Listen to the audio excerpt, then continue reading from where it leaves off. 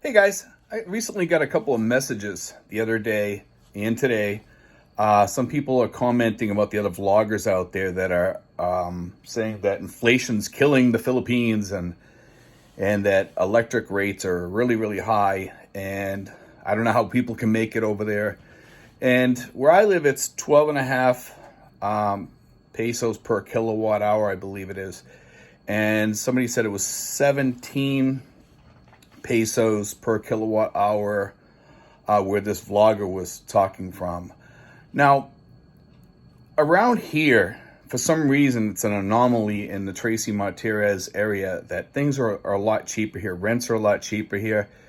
It's not a rundown area like some of the trolls will say. It's actually the capital of Cavite. It's actually a nice town. We got a wonderful mayor here, beautiful mayor.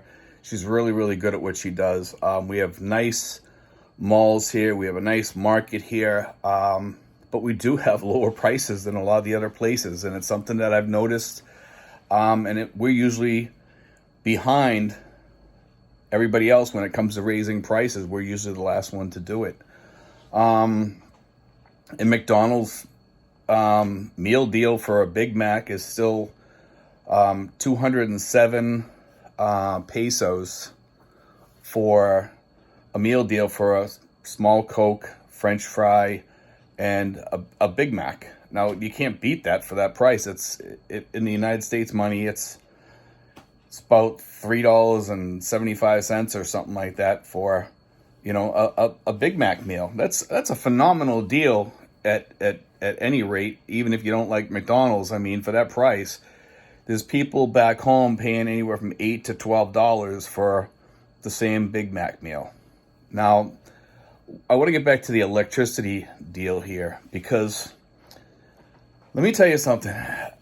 A lot of Filipinos don't have AC. And last month was one of the hottest months around. And that's one of the reasons why people have seen their electric bill go through the ceilings, was because last month was an exceptionally hot month, and so wasn't the month before that. We had a bit of a drought too. We're just starting to get some rain just recently. But I want to talk about this because Filipinos generally hack their way through the day. Like they make it no matter what. You could put a Filipino anywhere and they know how to survive. Filipinos are survivors. And there was somebody from, I believe it was MacArthur, who said, "Give me 10,000 Filipinos over any other person, and I'll conquer the world." It was a statement, and it's because they improvise. They know how to fight their way through anything, whether it's in a battle or it's at home with a low budget or what have you. Filipinos basically know how to survive. They're survivors, and I give them credit for that. Americans, in most cases, are not survivors. In a lot of cases, they complain a lot, they moan a lot, and it's just a truth. I see the guys here, a lot of them moan about things, and I'm like, dude, where else can you live like the way we live for the price that we live? You can't even go back to the United States and live back there on the money that we're living on over here. Now, a lot of vloggers are still pushing this bullcrap that you can come over here and live on 500, 800, 300, that it's really easy to live on these low budgets. It's not easy. You'd be sweating your gonads off over here, trying to survive. I've had people poke fun of my home, and my home's beautiful. I got AC. It's comfortable. A lot of people, maybe they can't live like the way I live. I live very comfortable here. I have one troll in particular who says I live in a shithole. Just repeating what he says, and I do not live in a bad place here. I mean, you can see in the background here, I've got my big screen TV. I've got my AC up there. I actually have the AC shut off for a little bit so you don't hear it on here. But I keep my AC on 27. It keeps me comfortable here. It does the living room and the kitchen and the bathroom. Last month I paid 7,000 pesos on my electric bill. My rent is 80. My food bill could be anywhere from $300 to $500 a month for me and my girlfriend. We like to go to S&R. Last month I think we spent a little bit more than the average. We went to S&R. I think one time we spent $600 there to get some stuff that we needed. A lot of that was not food. A lot of that was other stuff that we bought also. With that, we bought some liquor. You can see it up in the back there. I don't drink, but we bought that for friends come over or what have you. Some people would say, man, Steve, $600? Well, I've heard of people filling up their carts back home, and they're paying $600 or $700 back home for the same cart. And I got a cartload of stuff that I really needed and I used. I bought paper products, some vitamins. I bought some things for the kids around here. I give snacks to the kids once in a while outside here. But the cost of living here is still exceptionally cheap. So when I hear people on there moaning that my electric bill went up or this went up or something, it's like, man, we still have the cheapest lifestyle for what we have over here. And I love my lifestyle. I'm kind of a homebody. I don't get out much because I don't like to get out and do much. I'm happy where I'm at. Next month I'm going to be going away for a couple of days to one of the southern islands. And I actually will probably miss the house. I'm used to being around here doing things I like to do. I do my hobbies. I read. I take care of business. I help out the expats that are looking to get the SRRVs or to get settled in the area. I probably won't be doing that much after this year. I'm going to put a couple other people in charge of helping people with the SRRVs starting next year. And I have them already trained. They're all ready to roll. We're still doing it basically for free except for the ride. I don't make a nickel off that. We'll be doing that next year too. I'm doing it this year though to help the people.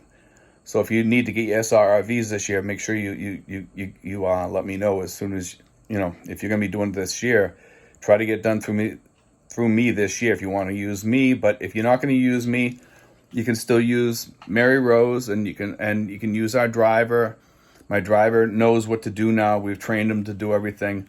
I'm stepping back from them. I'm still going to be answering the phones though and taking care of phone things for SRRVs.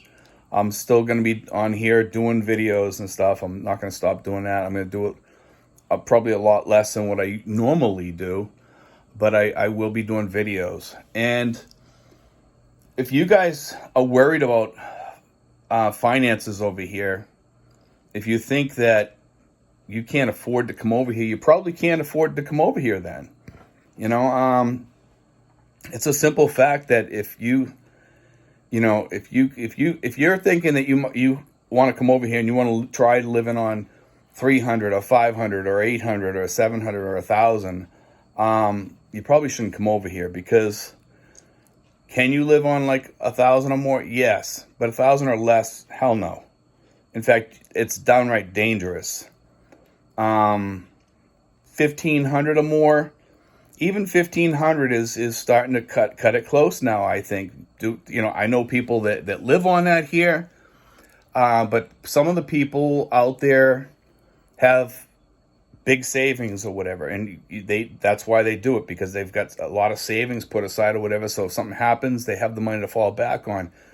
The average Joe Blow coming over here without any savings, without any emergency fund, without any startup fund or whatever, but only $1,500 a month, probably shouldn't come over here, because you need to have some money for emergencies. God forbid you get sick or whatever, and I hate to say this, but if you're thinking about coming over here and you have no startup fund, no emergency money, don't come. If you're coming over here thinking you want to live on less than $1,500 a month, I think you might be in for a surprise, because it's boring living that way. I like to get out once in a while. I do like to go out and do a trip once in a while. I like to visit my friends. I love going to Manila. I'm not a traveler though. You know, that's one thing I'm not. I don't like staying in hotels. I would rather stay home than stay in a hotel. It's not that I can't afford it. I can afford it. It's just that I don't want to. But I live fairly reasonable here. A lot of my income goes out to pay for things that I want to buy or do for myself or for my girlfriend or what have you. But if you're coming over here and you want to live comfortable, if you want to live comfortable, and by comfortable I mean you want to go out to dinner, you want to go out and visit friends, you want to go travel once in a while, $3,000 plus per month is what you will need to be comfortable. Now, semi-comfortable, 2,000 to 3,000. That's a sweet spot budget, I call it.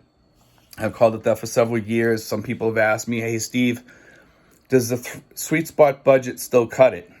Well, yes, it does. Do you need more than that now to be in the sweet spot? No, I think the 2,000 to 3,000, you can still do it if you can find a place such as my home. Or you can find a place for under $200. They're still out there. Places like Dumaguete now, from what I've heard, if you're in Dumaguete and you're looking for places, you're going to pay anywhere from $300 to $600. I'm hearing down there. You can't get an $80 place down there. I don't even think you can get $200 places down there that are halfway decent anymore. Because everybody that I've talked to down there has said, "Steve, down here it's expensive now." Couple towns over, it's expensive here too, and it's not even a nice town. Trece, Martires here is a pretty decent town. We have a beautiful mall, a theater. You can go into Hope Residence if you're looking for a gated community. Hope Residence is right downtown, right next to the mall. Probably about $500 or $600 a month. You can stay there and have a pool. Gated community, small place. It's not huge. You can make some of them are 1 and 2 bedrooms. Some of them are kind of like a studio setup. But they're beautiful places, and you can rent them fairly cheap, or you can even buy one here. But as far as costs here in Trece, I think, like I said, we are an anomaly. And if you're looking for a place to still live cheap, this is the place. There are several other places out there. You got to shop around and find them. There's little nooks and crannies in the Philippines, just like there's little nooks and crannies in the United States. There's towns in Texas you can still rent a 1-bedroom apartment for $600 a month. Probably cheaper than that. They're little rinky-dink towns where nobody wants to live. There's not much going on. They're almost becoming like ghost towns, but who wants to live there? That's the thing. Is Trece like that? No, it's not. Trece is has a lot of hustle and bustle going on, downtown. Once you get outside of downtown, it's a nice little town here. So if you guys are looking for places, you really got to have your eye out. You have to have feet on the ground, and you have to find the places that you want to be at. Most of the guys that come over here, they head to Dumaguete for some reason, or they head to Angeles, or they head to Davao. A lot of people heading towards Davao now. Davao is like an up-and-coming place, but it's still costly there. It's not cheap. Davao can be fairly expensive. People down there tell me, "Hey, Steve, I'm paying good money for rents down here. It's not cheap around here." Can you get a good, decent, cheap rental? Yes, you can if you search around, you're willing to look. You can find them.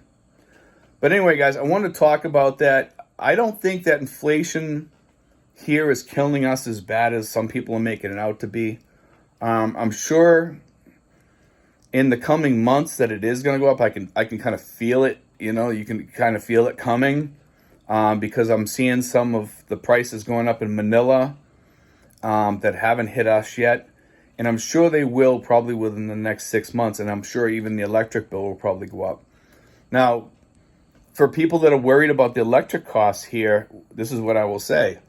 If you put your AC on 28, 27, you'll be fine. You'll survive. You won't be sweating. Might feel a little hot, but at least the air is drier.